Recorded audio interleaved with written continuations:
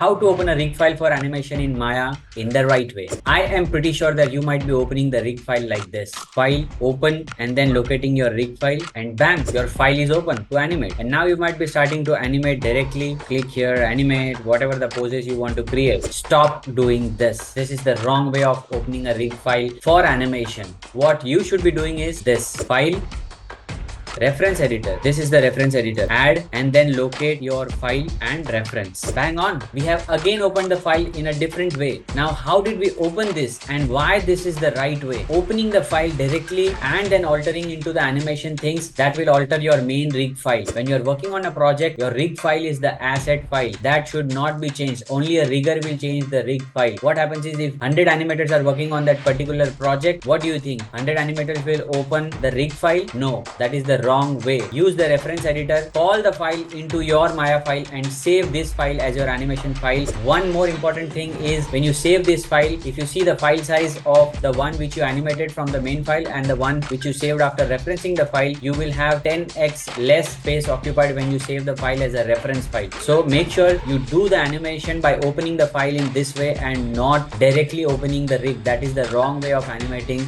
the things. If you like this video, follow me for more videos.